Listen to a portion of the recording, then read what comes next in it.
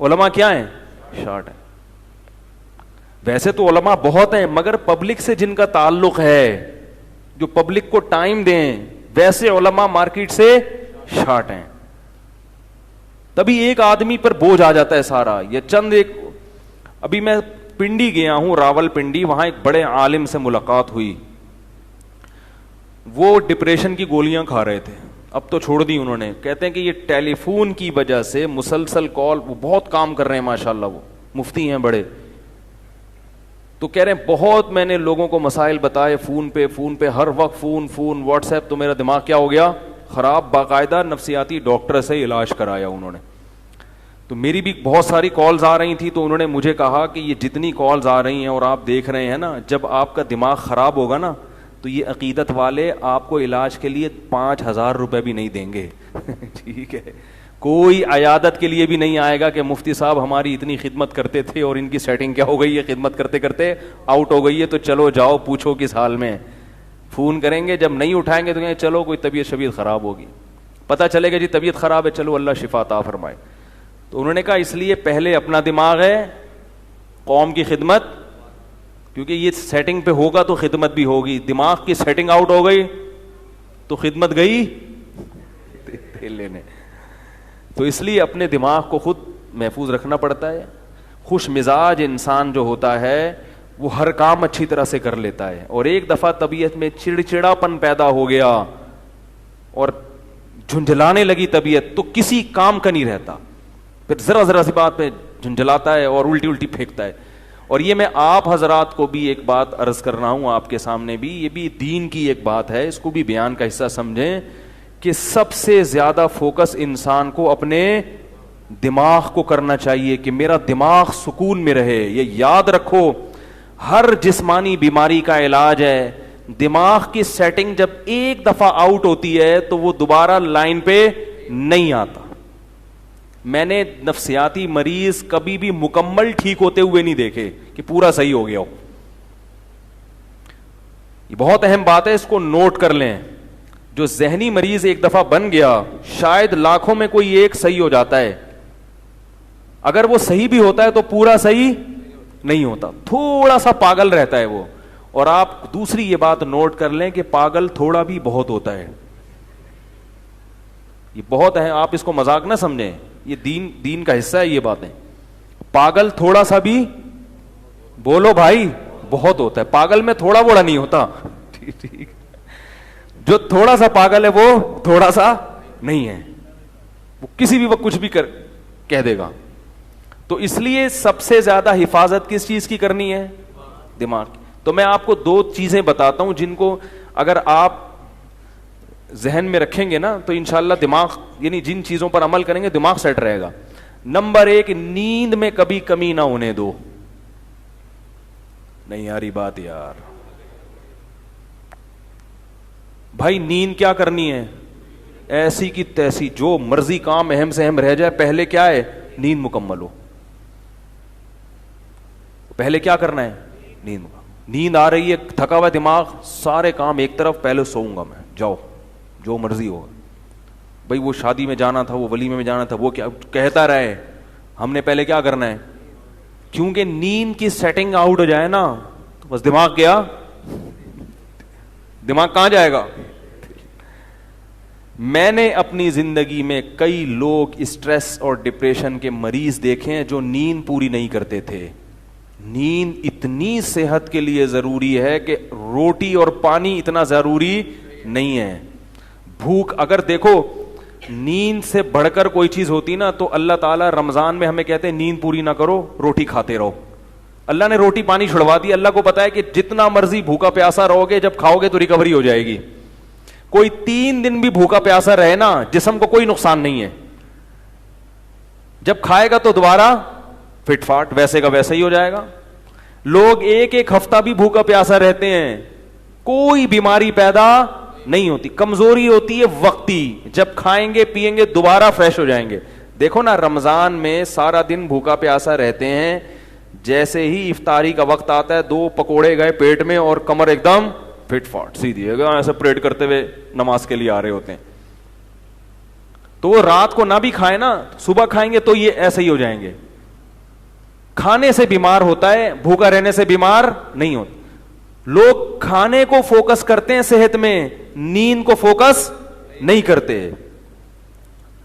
اللہ کرے یہ بات کسی طرح دماغ میں اتر جائے, کیونکہ اس کا ہمارے دین سے بڑا گہرا تعلق ہے. آپ کا دماغ سیٹ نہیں ہوگا, آپ نہ اللہ کے حقوق ادا کرو گے نہ بندوں کے حقوق. کیونکہ جو آدمی ڈپریشن کا مریض ہوتا ہے نا, وہ گھر میں بھی چک چک پک پک لگا کے رکھتا ہے, خود بھی ڈپریشن میں آئے گا اور بیوی بچوں کو بھی ڈپریشن میں ڈال دے گا. بد اخلاق. نبی صلی اللہ علیہ وسلم نے کیا فرمایا, قیامت کے دن سب سے زیادہ میرے قریب وہ ہوگا جس کے اخلاق سب سے اچھے ہوں گے. تو اخلاق کے اچھے ہونے کے لیے چیمبر کا صحیح ہونا ضروری ہے. ٹھیک ہے نا. دیکھو بچوں کی نیند پوری نہیں ہوتی, کیسے چڑچڑے ہوئے ہوتے ہیں, خام خامی چیزیں اٹھا اٹھا کے پھینک رہے ہیں. اور جب بچہ رات کو اچھی طرح سو کے صبح اٹھتا ہے, کیسا خوشی خوشی پھر رہا ہوتا ہے, حالانکہ صبح کے وقت اس نے کوئی اخلاق پر بیان نہیں سنا ہوتا. جب اندر سے سیٹ ہوتا ہے نا انسان, تو خود بخود خوش مزاج ہوتا ہے, وہ ہر چیز میں دل لگتا ہے اس. تو اخلاق تو دین کا بہت بڑا حصہ ہے نا. اللہ کی باتیں بھی سمجھ میں آئیں گی. اگر چیمبر ٹھیک نہیں ہے نا, تو کوئی اگر کہے کہ بھائی اگر نماز چھوڑ دو گے تو اتنے 1000 سال جہنم میں جلنا پڑے گا, تو آپ پہلے ہی جل رہے ہو, دماغ خراب ہے. بولے یار یہ پتہ نہیں کون سی شریعت ہے یار, ایک تو جہنم میں جلنا پڑے گا یار. اندر سے نا یہ ایسی ایسی باتیں کرے گا, کیونکہ اندر سے ویسے ہی خوش نہیں ہے, اوپر سے جہنم کی وعیدیں, تو اور اسٹریس میں آ جاتا ہے وہ کہ یار یہ کیا ہوا یار, ایک نماز چھوڑنے میں اتنے یہ کیا ہوا یار. تو بجائے یعنی دین سے بھی دور ہوگا. تو پہلی چیز کیا ہو گئی, بولو بھائی, نیند. نیند پوری کرنے کا مطلب یہ نہیں ہے کہ پوستیوں کی طرح سویا کرو, یہ مطلب نہیں ہے. یہ کیا مطلب ہے وہ میں ابھی بتاتا ہوں. دوسری چیز کیا ہے, دوسری چیز ہے ٹینشن نہیں لینی. ٹینشن نہیں لینے کا مطلب یہ نہیں ہے کہ آپ کو کبھی ٹینشن ہوگی نہیں. ہے تو دنیا میں کوئی ایسا شخص ہے ہی نہیں جس کے سارے کام صحیح ہو رہے ہوں. اس پر تو ایک مستقل بیان ہے میرا کہ دنیا میں یعنی انسان جو ہے نا ڈپریشن کا علاج کیا ہے. تو میرے 3-4 بیانات ہیں, وہ آپ تفصیل سنیں. میں ابھی مختصر ایک بات بتا رہا ہوں کہ دیکھو دنیا میں ساری چاہتیں کسی کی بھی پوری نہیں ہوتی. یہ تو ہو ہی نہیں سکتا کہ آپ جو چاہیں وہ ہو جائے. لوگ وزیر اعظم بنتے ہیں, جیل میں چلے جاتے ہیں. حقیقت ہے یہ.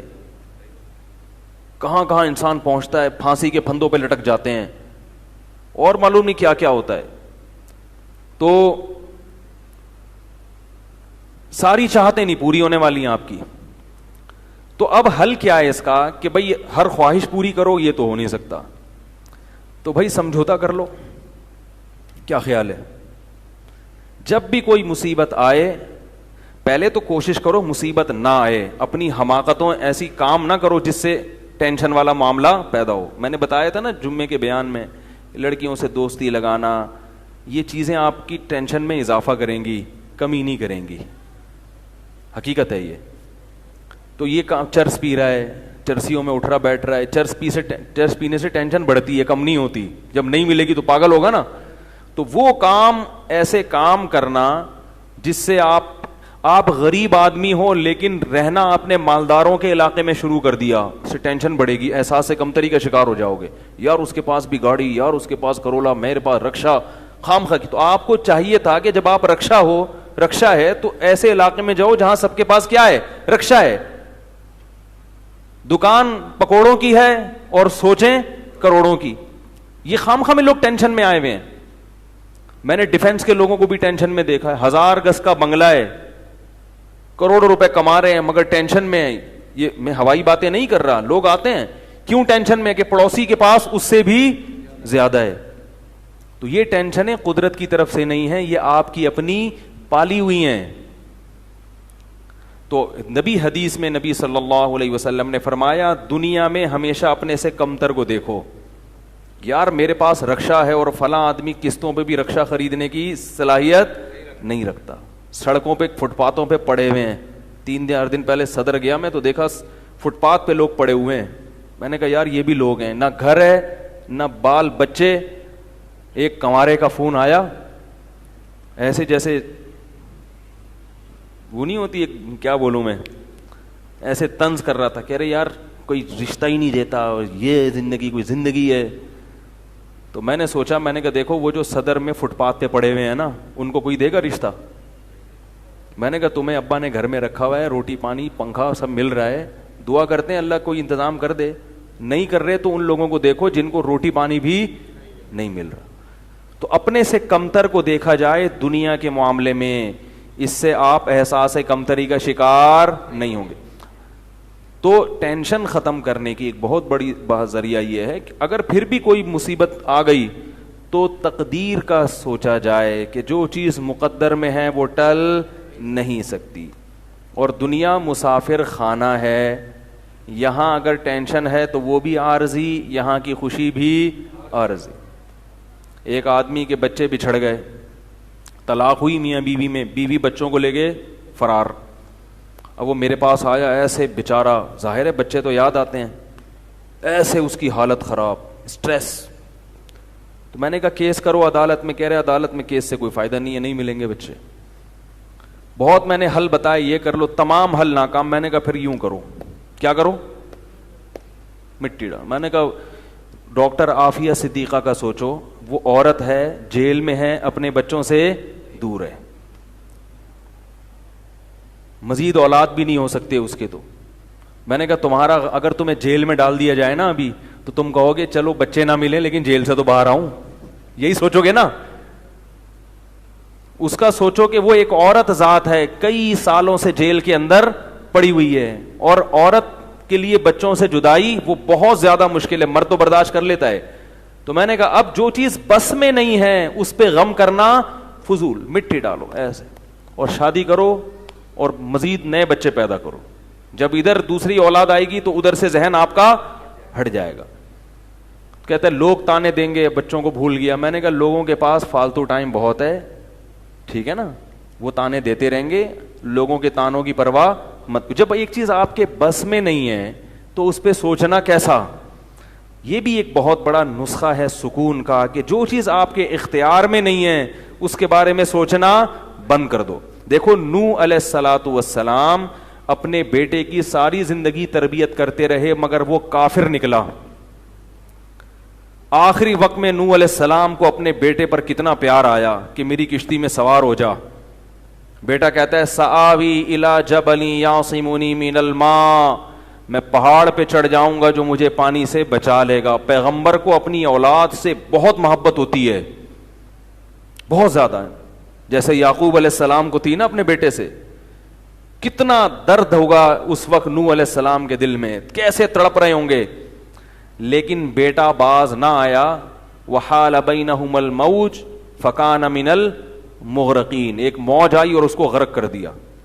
نوح علیہ السلام نے اللہ سے دعا مانگی ان ابنی من اہلی, اے اللہ میرا بیٹا میرے اہل و عیال میں سے ہے, تو نے تو وعدہ کیا تھا تو میرے اہل و عیال کا خیال کرے گا. اللہ نے کیا فرمایا, انہ لیس من اہلک, یہ تیرے اہل میں سے نہیں ہے, اس کا عمل ٹھیک نہیں ہے. فلا تسألنی ما لیس لک بہ علم, دوبارہ یہ سوال مجھ سے مت کرنا. اب یہ نہیں کہ نوح علیہ السلام بیٹھ گئے یار یہ کیا ہو گیا یار, اب سوچیں یہ تو بڑا, بس نوح علیہ السلام نے فوراً استغفار کیا. اعوذ بک ان اسألک ما لیس لی بہ علم, اے اللہ میں تجھ سے پناہ مانگتا ہوں ایسی چیز کی, میں تجھ سے ایسا سوال کروں جس کی دلیل میرے پاس نہیں. بس ختم, بھول گئے. اب یہ تھوڑی کہ روتے رہیں بیٹھ کے, بھئی جو چیز بس میں نہیں ہے چھوڑ دو. تو ہم بہت ساری چیزوں کی ٹینشن لیتے ہیں جو ہمارے اختیار میں نہیں ہے. پیٹرول مہنگا ہو رہا ہے, بیٹھ کے خام میں پریشان ہے. بھائی تم سے پوچھ کے تھوڑی مہنگا ہوا ہے. غم کرنے سے اگر وہ سستا ہو جائے تو رو. میں میرے پاس تھی Kawasaki G T O, Kawasaki G T O 125. آپ کو پتا ہے کیا بائک تھی وہ, ہم نے بھی بڑے شوق پالے ہیں ایک زمانے میں. میں اس میں پیٹرول ٹھیک ٹھاک ڈلتا تھا. اب جب پیٹرول مہنگا ہوتا تو سب سے زیادہ متاثر میں ہوتا تھا اس سے. 50 والوں کو کچھ نہیں ہوتا تھا. تو میں ایک دفعہ پیٹرول پمپ گیا, میں نے پیٹرول ڈلوایا اس میں, تو اس نے کہا وہ 5 روپے پر لیٹر بڑھ گیا ہے. مجھے بڑا غصہ آیا. میں نے ساتھ والے سے کہا, میں نے کہا یار یہ کیا مذاق ہے یار, ہر تھوڑے دن بعد 5 روپے بڑھ رہا ہے. تو آپ کو غصہ نہیں آیا؟ اس نے کہا صرف میرے لیے تھوڑی بڑھ رہا ہے, پوری قوم کے لیے بڑھ رہا ہے نا. تو مجھے اس کی بات بڑی اچھی لگی. اس نے کہا میرے اکیلے کے لیے بڑھے تو مجھے غصہ آئے, سب کے لیے بڑھ رہا ہے تو چلو ٹھیک ہے. اس دن کے بعد سے اب تک پیٹرول بڑھنے پر مجھے غصہ نہیں آیا. میں یہی کہتا ہوں یار مجھے ٹینشن لینے سے کیا ملے گا, 100 روپے لیٹر بڑھ جائے, زیادہ زیادہ یہ ہوگا, بہت زیادہ بڑھے گا تو گاڑی بیچ دو. بھائی نہیں ہمارے کنٹرول سے باہر ہو گئی ہے, گاڑی بیچ دو, دوبارہ آ جاؤ, ٹیکسی پہ آ جاؤ, پھر بھی ہے تو پھر رکشے پہ آ جاؤ, پھر چنچی پہ آ جاؤ, پھر پیدل ہو جاؤ. جو چیز اختیار میں نہیں ہے اس کی ٹینشن لینا حماقت ہے.